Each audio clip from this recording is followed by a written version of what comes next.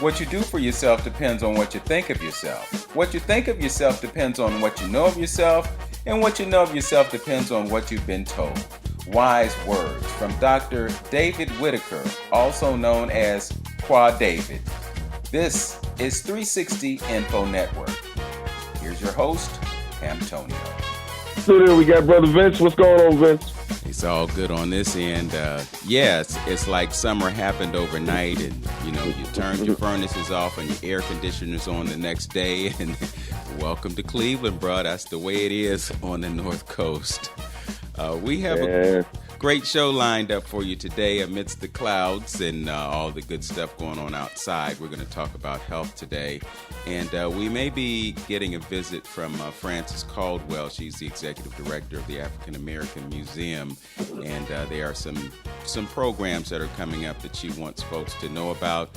And we're pleased to welcome her back as a sponsor. Welcome the African American Museum back as a sponsor for 360 Info Network.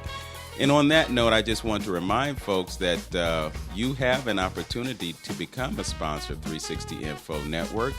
We are going to be welcoming a few in the next few weeks, but we got room for more. So if you are interested in taking advantage of the audience that exists on this platform, reach out to Brother Stephen E. Boyd, and you can get to him at 216-526-1297. That's 216-526-1297. As promised, we have a great guest for you today. She is no stranger to 360 Info Network. We actually had her on a few months ago, and we are pleased to welcome her back. She is Dr. Najibah Nadir. She has received accredited certifications from the Michigan Institute of Natural Health, and she's also a certified herbal extract specialist. She does something called dried blood analysis, and she can look at your blood cells and determine what your deficiencies are and give you some advice on things that you might want to include in your diet and herbs that you can take to create some improvement with your health. So welcome to 360 Info, Dr. Najibah. How are you this morning? I'm doing well, and thank you for having me. All right. Well, we're really happy to have you again. We are increasingly more concerned about the quality of our health these days, and that's one of the reasons that I wanted to have you back on the show. The last time you were here, we received a really good response to your presence on the air. So what we're going to do today is we're going to have a conversation with you about some of these issues, and we're going to migrate over to the StreamYard platform, which will be live on this Facebook page and on my YouTube channel. It's actually kind of like a part two for this show for those who would like to get further in depth into the subject matter that we have been dealing with. So when we talked about what you do, we talked about the fact that you can create some improvements in health. Give us a little information about your background, what you studied, and how it is beneficial to those who take advantage of what you offer. Okay, first of all, I'd like to state a disclaimer. I am not a medical doctor. I am a certified herbalist, dried blood cell analyst, and naturopathic doctor. I would never claim herbs are medications. Herbs are food and should be treated as such. This information is for educational purposes only. It is not for diagnosing, treating, curing illnesses or diseases. I recommend you consult your doctor before beginning a dietary herbal supplemental program. So I have to state that disclaimer because as herbalists and naturopathic doctors, we cannot use the terms, treating, diagnosing, and curing. As far as what I do, when I do the dry blood analysis, I take the 8 drops of blood from your finger, and I do an assessment, and it tells me how you're doing with your health. If you're having issues with your immune system, then I can see that. If you're having issues with your lungs, your heart, your liver, your reproductive, food allergies, nutritional deficiencies, I would be able to identify that. And then I would make suggestions as to what lifestyle changes that need to be made. Okay. So you do, in essence, what medical doctors do. They just use a different approach to getting to the heart of what is ailing you. Yes, as far as that is, when you go to the doctor, they looking at the symptoms. I'm looking for the cause. What caused the problem? Because when you take a medication, it covers the symptoms. It does nothing for what caused the problem in the first place. And these causes can stem from years, relate going back to your childhood up until where you are now. Okay. We have a few moments before we go to our first break, but I just wanted to elaborate on what you said. You're talking about how doctors look at symptoms and you're looking at causes. And I think that's one of the root issues with the allopathic method of medicine. We treat symptoms, and we can treat symptoms for the rest of a person's life, and as long as they can get by with the pharmaceutical relief that they're getting, then they're okay with that, but they never really address the cause. Could you talk about the difference between the allopathic approach and the natural approach to medicine? The allopathic approach is that when you go to the doctor, you probably spend 5 to 15 minutes in the office. They'll take some blood work. They'll ask you a few questions.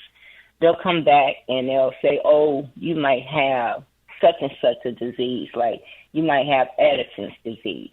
And then they'll put you on they'll write you a prescription and put you on certain medications.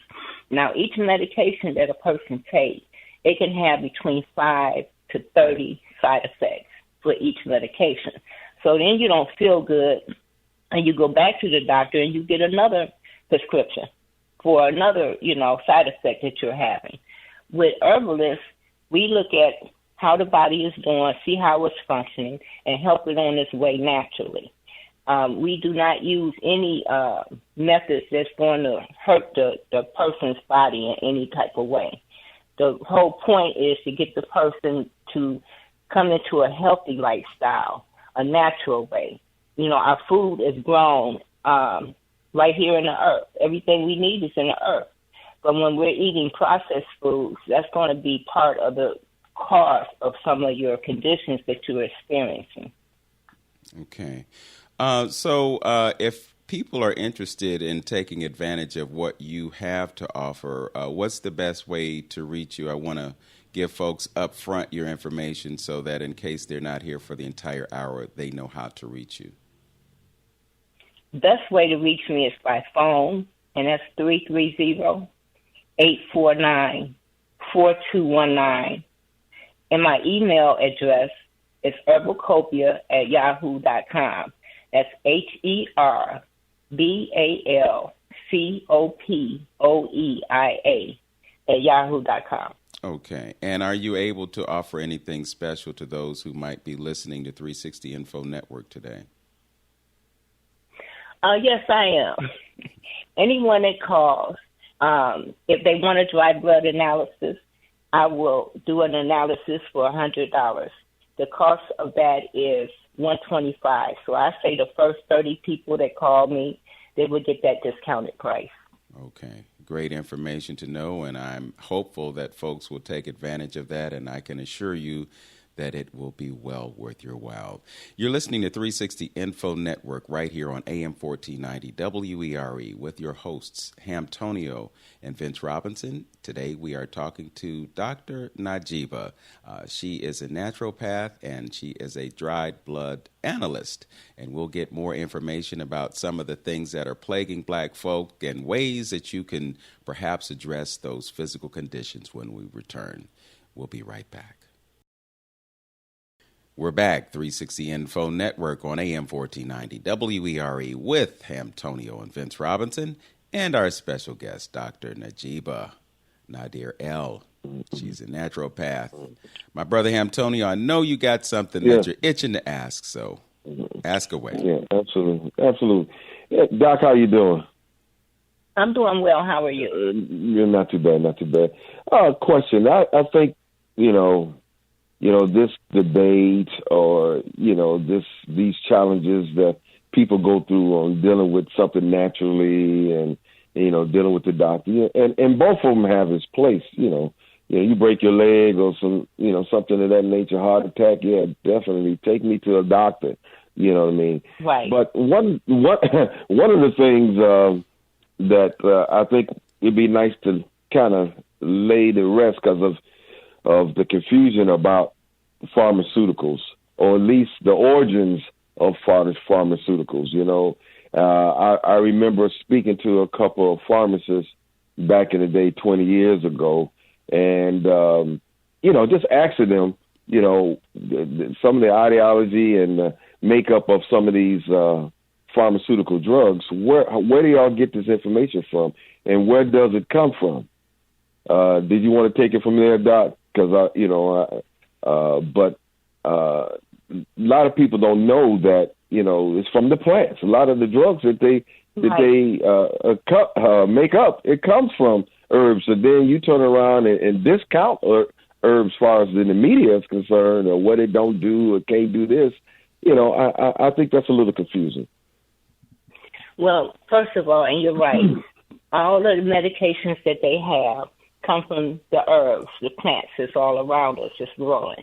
And what they do is they take a component from that plant and they compound it, and then it becomes a synthetic. So it's no longer natural, and it won't do what it's supposed to do. So now you got the synthetic herb, the synthetic medication that you're giving a person. They have to keep taking this medication over and over, and you cannot get well taking synthetic medication. You can get well from plant life. Most of the herbs, like for instance, back in the day, I remember they used to have volumes. Well, volume, they took that from a plant called the valerian plant. Mm-hmm. And that's how they would make that volume up.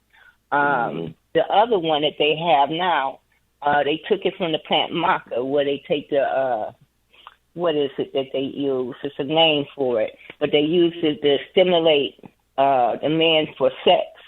Well, they take that from maca, the plant maca, and maca is one of those that is great for the hormonal system and the reproductive system. And so this is what they're doing with the herbs. You take something out of the herb, and so now it cannot, in its wholesome state, it cannot do what it's supposed to do for you. And you put it with something synthetic and some more chemicals. So most medications now have aluminum in it, and all other kind of chemicals. And then, you ask, well, how did the pill know what to do and where to go? When you're taking something that's synthetic and you're thinking you're going to get well, you have to think about how long have you been taking this medication? How long have you been sick? And are you getting any better from this medication that you're taking? I usually ask my mother that because she's been on medication all her life. When you go to a plant like olive leaf, for instance, say that I don't feel good, I feel a little under the weather, I can take olive leaf, and it's a natural antibiotic. It's antiviral, antibacterial. It's good for the DNA and RNA. It's good for memory. It has a whole host of properties, And if I'm not feeling good in about 2-3 days, I got my energy back. I'm feeling a lot better. But mind you that when you're taking herbal supplements, you must have a good bowel management program. Okay. Because that's what's going to make the herbs do their best job, is that you're moving those bowels. If you're not moving those bowels, all the herbs, it's not going to, be as effective as you would like it to be. Okay, so... Yeah, Doc, let me follow up to one question, though, about that. It just seems like they're playing God in a sense. And what I mean is that, and what people don't understand, too, when they take whatever substance that they found in a plant that is active, the main active ingredient for whatever it is that they're trying to extract from it, the creator naturally put other things or other ingredients and substances in that plant to kind of balance that major active ingredient in that plant, so you don't take too much or it conforms naturally, to your body. And so what they do by them taking that out and leaving some of the other substance, that's an issue. That's an issue, and it can cause intoxication and other, and it's probably the reason why, like you said, you get all those side effects because they, other than it being synthetic as well, but they took that active ingredients without the other components to help balance it. Yes, and like I said, the other thing is people, when they get their medications, they normally go to the pharmacy, they pick up their medications, they go home, they open them up, they take them. A lot of people don't even read the side effects. So, like a person that has anxiety issues, panic attacks, well, that's associated with the adrenals are stressed. They're exhausted. So they're giving them something for the anxiety, but, nobody never thought about, well, what about the adrenal gland? Absolutely. Okay, so I wanted to follow up. You were suggesting that bowel management is a crucial aspect of maintaining health. What can you suggest to folks that will improve the quality of that bodily function? Cascara sagrada, it is an excellent bowel management herb. They have tested Cascara sagrada in one drop they put it on one drop in the intestines of a dead mice, and it made the bowel smooth. Now, the other one is turkey rhubarb. Turkey rhubarb is an herbal laxative. It can be used for elderly and children because it's more gentler for them. And you want to have the bowels to move because all disease starts in the colon. So you should have a bowel movement with every meal that you're eating. If you're eating 3 meals a day, you should have 3 bowel movements a day. If you're eating 4 or 5 meals a day, you should have 4 or 5 bowel movements a day. And, also you have to stay hydrated. Hydration is another key component in helping to flush out the waste. Okay, so those 2 things that you mentioned, and at some point I'd like to get the spellings of those, and we can share that information on the various platforms. But with those 2 things, would you be taking them on a daily basis? Would you be taking them with meals? How frequently would you ingest those 2 items? You would take, for instance, turkey rhubarb or Cascara sagrada. You would take that once in the morning and one in the evening if you're taking capsules, because they are a bitter herb. And you would take it for up to 2 weeks. You'll take it, 6 days you'll take it, and 1 day you will rest. But for 2 weeks is what you need to get the bowels so that they can move on their own naturally like they're supposed to. So that's how you would take those. Okay. So in essence, what you're talking about is kind of reprogramming the intestinal tract so that it functions properly versus the way it's functioning. Because some folks, they might go every other day. Some people might go 2 or 3 days without having a bowel movement, which is really kind of disconcerting to a certain extent. But I think you get the point. Yes, because, and I see that all the time with people, they're not moving their bowels. And it comes from, like, you have to go to the bathroom. Maybe you someplace where the bathroom is not clean, or you can't get to a bathroom, so you hold it. So then you push it back up in you, and then when it comes time for you to try to go, you start straining. You can't go. You might get hemorrhoids because you're straining. Okay, you haven't moved your bowels in a couple of days. And they might take a laxative, like they'll take X-Lax or Docolax or something like that to get the bowels moving. Then when the bowels get to moving, and it's moving too much because you're backed up. It's like plumbing, it's backed up. They get to moving, and then they be like, oh, it's moving too much, I can't stand it no more. Then they take something to stop it. And you have to let it run its course so that you can get the waste out. Yes. That's the waste removal. Right. And that's very important. And they have found that people that have taken like that Miralax or whatever that is. And one lady, she died from taking it because she was so constipated, it coated and hardened around the wall, and she wasn't able to evacuate properly. So, moving your bowels, that's very important because that is the seat of disease. Hey, Doc, a question.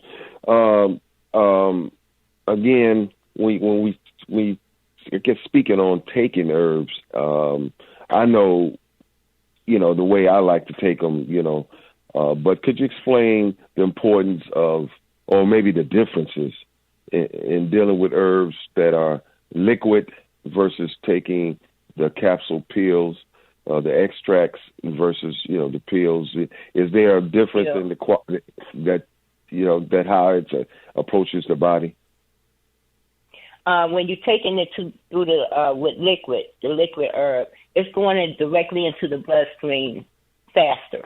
Whereas when you take in like a capsule or a tablet, pill, it's going to take a little longer to go through the system, the body system. But I like the liquids because they, it's going right directly into the bloodstream quicker, so that it can. Well, let me ask you a question, though. Well, and we were just talking about having the movements. Now, if a person is constipated and not having the movements, would that affect the potency or the quality of the herb that you taking, or its ability to do what it's supposed to do if you're constipated, taking the pill? No, it won't affect it. The thing is that is to get the bowels moving. Make sure that when they have to go to the bathroom, you go. Because every time you hold it and push it back up, you're causing yourself more problems. It's the same as, with the urination. People have to go to the bathroom and they will not go and they'll hold it and hold it. And then the next thing you know, their kidneys are stressed. So, you don't want to put that stress on your bowels. You want to make sure that they're moving and that when it hits the water, it floats and it breaks up. That's a healthy bowel movement.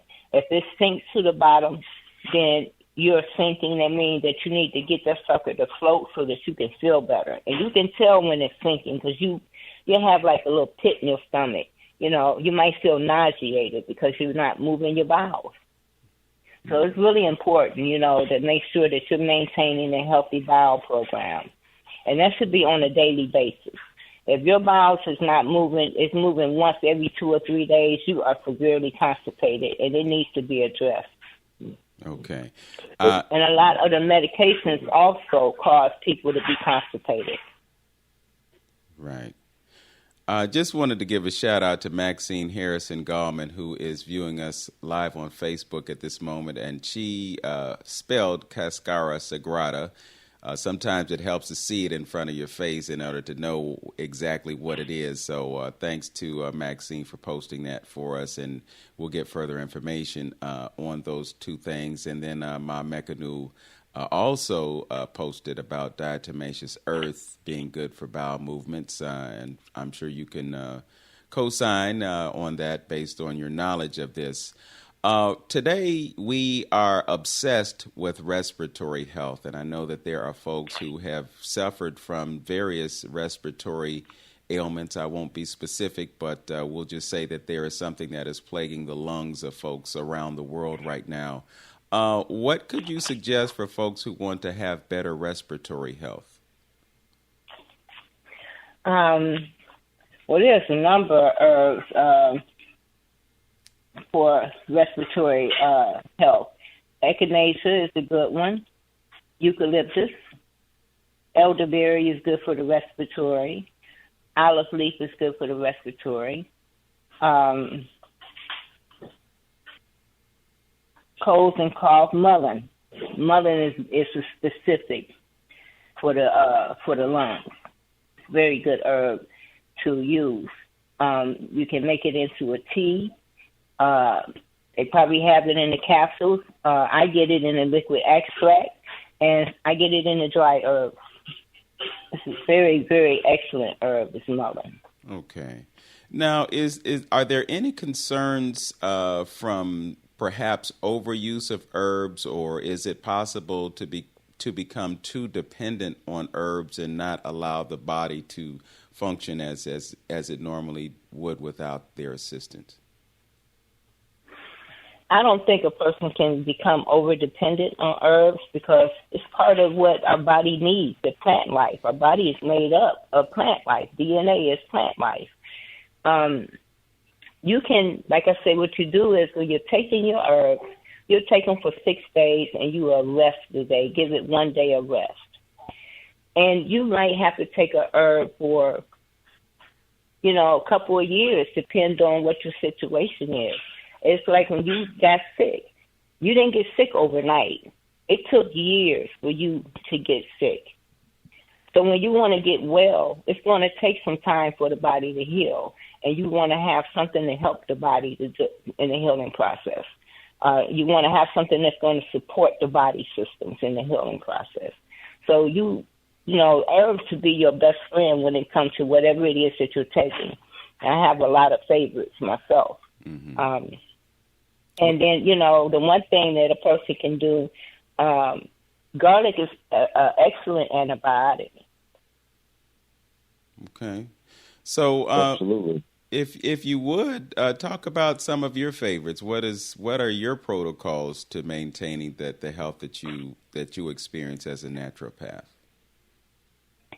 Some of my favorites is the Cascara sagrada, echinacea, one of my favorites. They have an herb called oil of ketchiput or ketchiput oil. That's also good for the lungs and a whole number of pages. In my book, there's just a whole page just on ketchiput. Arnica is another good herb that I like because it's good for pain, shock, and trauma. So you sprain your ankle, arnica is my go-to herb to, get that ankle, where I can walk on it in a day or two. Peppermint oil, it's a good respiratory herb. It's also good oxygenator. So I have, quite a few. Virginia snake root is a poison antidote. That's one of my favorites. Bilberries is good for your eyes. So many. Marshmallow root. Marshmallow root is good. It helps a person that have kidney stones. Marshmallow root will be their best friend because it will coat the lining of the walls to help those stones pass easy without pain.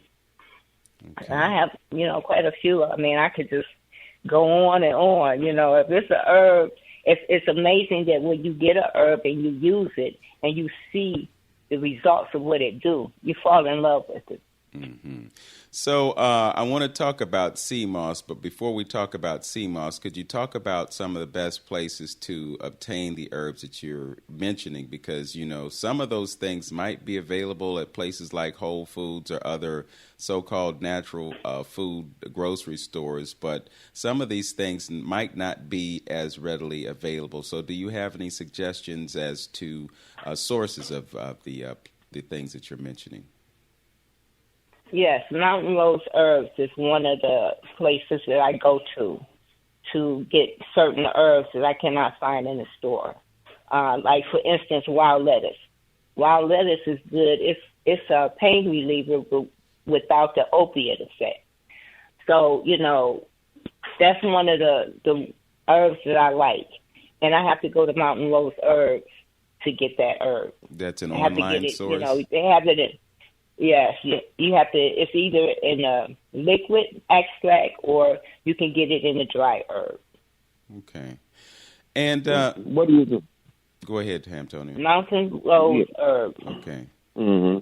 What would you say to some of the listeners that may be thinking about possibly growing some of this? Is a lot of these herbs that they can grow at their house, themselves and have it to their, because one of the I remember with Dr. Christopher, and I forgot Dr.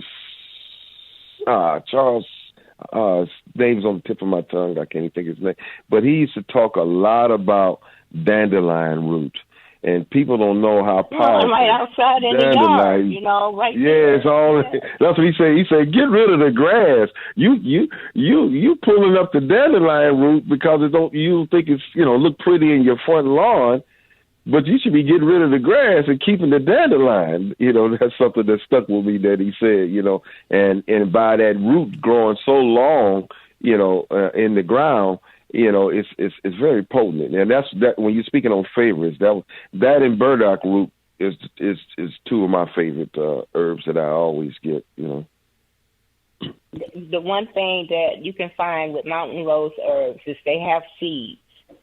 So you can buy the seeds and you can plant your herb garden. Now, dandelion, they use the leaf and they use the root. The leaf is good for the eyes, the skin. It's a vitamin A source. It cleans out all hollow organs, a potassium source, and it's good for hypoglycemia.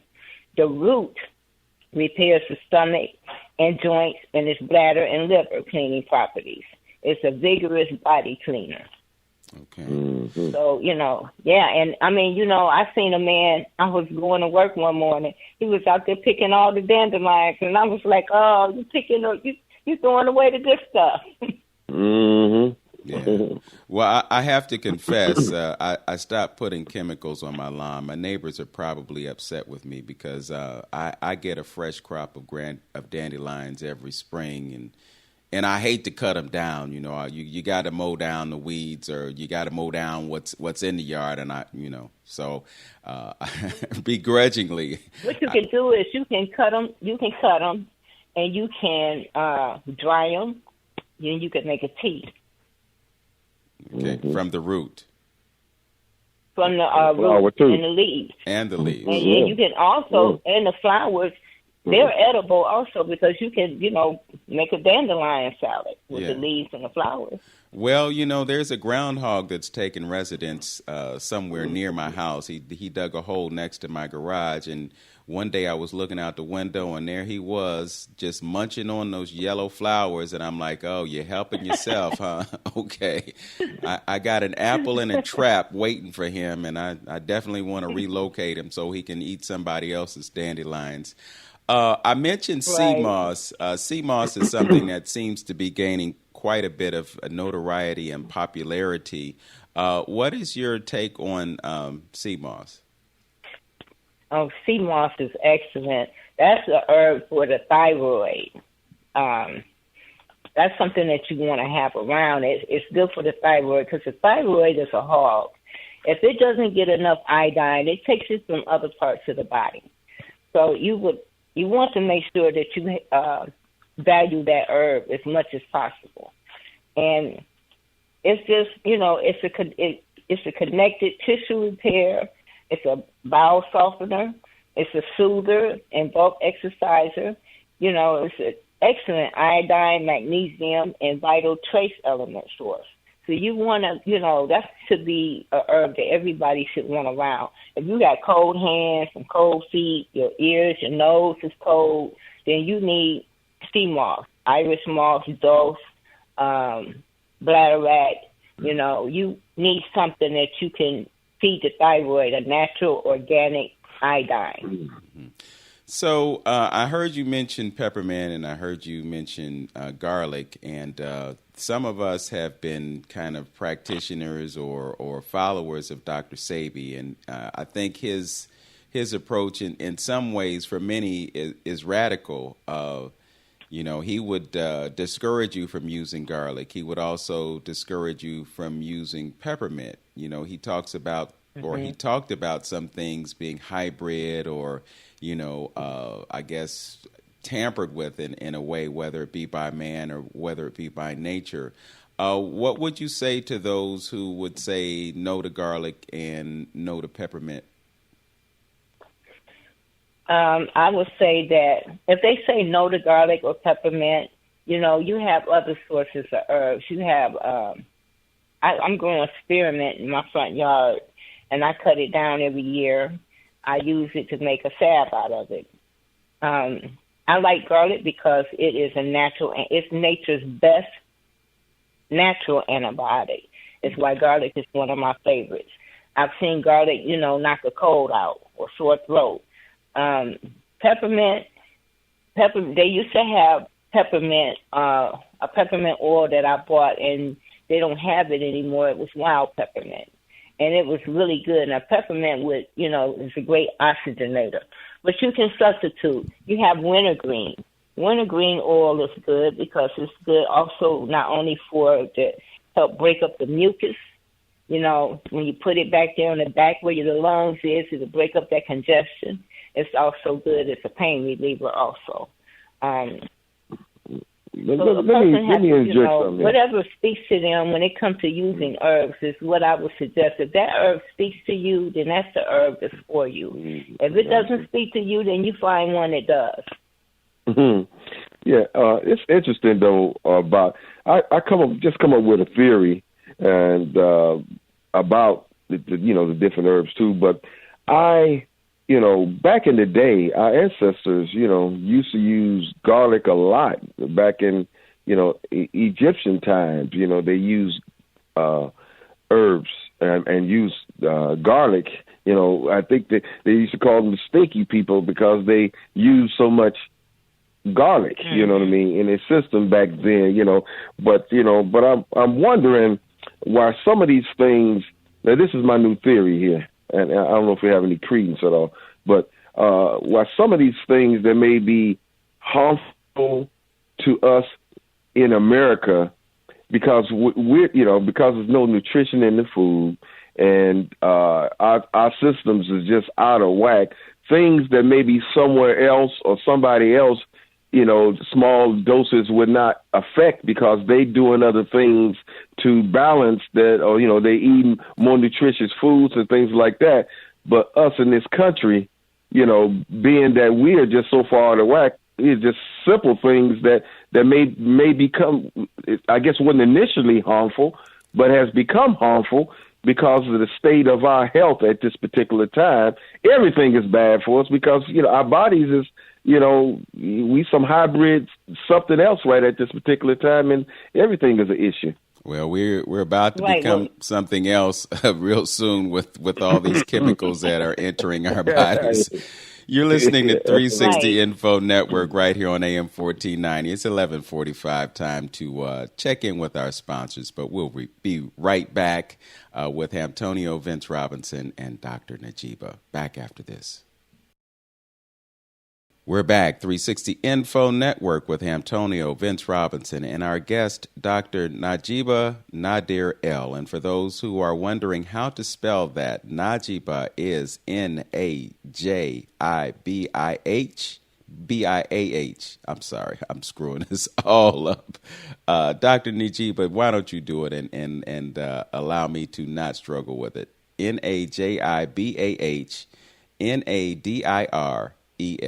correct? Yes, okay. That's correct. All right. Well, it's easy when you're reading it and perhaps harder when you're trying to do it from memory. But at any rate, let's get back to the conversation. We wanted to talk about diabetes. There were a few things that we wanted to cover in this hour, and it has just flown by. We spent quite a bit of time talking about digestive health, but all things work together. And I know that one of the things that is plaguing us as a community of folk in this country is diabetes, and I would be remiss if we didn't talk about those things. So talk about diabetes and certain ways that we can improve our condition with that condition. Okay, diabetes is, from what my research, it's an autoimmune disease. So your immune system is, affected. And it can cause problems with heart disease and strokes. It can affect your eyesight. It can also affect your genital areas, nerve damage and infections of the mouth, the gums, the lungs, the skin, the feet, the bladder. So person that's having diabetes, they need to make some major changes to their lifestyle. Eating different, whole foods, fruits, vegetables, nuts, grains, and seeds, it's a big help. Drinking, water. I noticed there's a lot of diabetics that I'm around. They do not drink water. So they need to get their protein from vegetable sources, grains and beans, fish, low-fat dairy products is acceptable. There's beneficial fats And oils include extra virgin olive oil, fish oil, almond oil, and butter, avocados, nuts, and seed oils such as sesame, flax, sunflower, and pumpkin. Those would be some good oils to substitute. Have a low-fat, high-fiber diet, including plenty of raw vegetables and fruits on a daily basis, as well as fresh vegetable juices. This reduces the need for the insulin and also lowers the levels of fats in the foods. So, the thing is they have to take out processed foods and the sodas. One can of soda that a person is drinking can have 40 grams of sugar. Now, you divide that by 4, and they're getting 10 teaspoons of sugar for just that one can of soda. And that's a lot of sugar. So they need to cut out the white flour, white rice, white sugar, white bread. They need to cut those products out because they are not healthy. If they're going to be drinking milk, some of them do, I would suggest that they drink almond milk, soy milk. Some might just want to have skim milk or 2% milk. So they really, really need to avoid certain foods that's in their diets, and these processed foods is the number one problem right now that people are suffering from, the diabetes and the high blood pressure along with the obesity. So, Dr. Najibah, you were talking about your life in Cleveland, and you revealed to me the other day that you were around when they built that McDonald's at the corner of East 105th and St. Clair.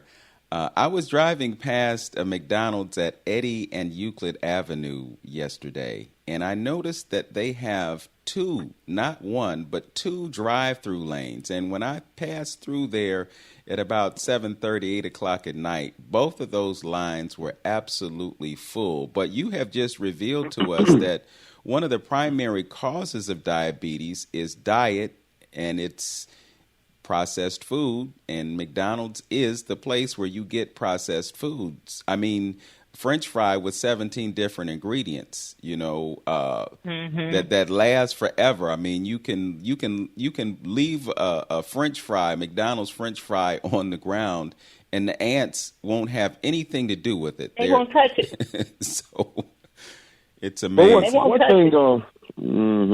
thing I want to press on, and Doc, and correct me if I'm wrong, but what people need to know about their health, and when they start dealing with ailments that maybe that is passed down, or people might think they're inherited gene issues, we have to understand that when your mother and father came together, they passed along whatever inherited strengths or inherited weaknesses that they had, and it was passed down to you. So if they had an issue, with the immune system or the pancreas or whatever, you need to, if you've seen that running in your family, you need to be aware of that and get on a program to counter, to strengthen whatever those weaknesses is, and then if you take on the same dietary habits that your parents had, then it's more likely then you're going to come down with the same ailments. That is so true, because when I was a little girl, my mother told me that high blood pressure ran in our family and that my grandfather died from high blood pressure. And so when I got older, I was still eating pork and salt because that's what I was fed. But when I started learning about the food, and I looked around at the family members, and I was like, everybody got high blood pressure. So I stopped. I took the salt and I took the pork out of my diet. And right now, to this day, a lot of my family members, they still have high blood pressure. I have not had a problem with high blood pressure. So it's what the person wants to do. It has to start psychologically for you to make those changes, to want to improve your health. Because you can think that you want to improve your health, and sometimes you'll sit on the fence and you never will even take a step. But you have to look around you and look at what's happening. It doesn't take a rocket scientist to figure out what's going on with the foods. And there's so much processed foods that the meats that they buy is not even real meat. They got an apple that you can buy now that when you cut it, it don't turn when the air hit it. So we got a lot of genetically modified foods. we have a fast food restaurant on every corner, and not one of those restaurants is selling real wholesome food. Yeah, so you really... And your body can't absorb, it can't assimilate, it can't digest it, it cannot process it. Right. You really, really have to be cognizant of what you are putting in your body. And, you know, we are living in a time now where we're experiencing food shortages. I know with the pandemic, they saw an increase in the demand for food giveaways. The Cleveland Food Bank was burdened and other entities that pass out food. But, you know, the real tragedy in that is that a lot of the food that they were dispensing was not good for you food. And the result of that is you look around and you see that a lot of people are carrying around extra weight now. So, you know, you talked about diabetes and, you know, we haven't really scratched the surface on obesity. You also talked about high blood pressure, and I wanted to talk about ways that we can do that. We've got about a minute and a half that we can talk about that. Can you give some suggestions to folks who are struggling with high blood pressure right now? Yes. Again, we go back to garlic. Garlic will lower the blood pressure. There's an herb called hawthorn berry. Hawthorn berry not only works on the heart and clean the heart, it also lowers the blood pressure. So you want to have some things on hand that's going to help you when you're in a pinch as far as how you're going to take care of that situation. And the other herb that's good for high blood pressure is goldenrod. You know, that's spelled GOLDENBOUGH. Hyssop, that's another good herb that is good for lowering the blood pressure. And also, a person that has high blood pressure, sometimes they need to change their jobs, they need to change the location of where they live, and they may need to change their friends. Mm-hmm. Yes. Friends can be some of the most stressful things that we have in our lives, and sometimes you just got to choose better friends and improve the quality of your life. It's 11:58, and we're winding down 360 Info Network. We just want to let you know that you can continue to have this conversation and get some great information from Dr. Najibah. On the other side of the hour at about 12:10, we're going to log on, and you can access it on my Facebook page and also YouTube channel. So migrate over to those platforms with us, and we're going to welcome Dr. Najibah to that platform and welcome you as well. So with that, we want to thank you for joining us on 360 Info, the radio show at this point.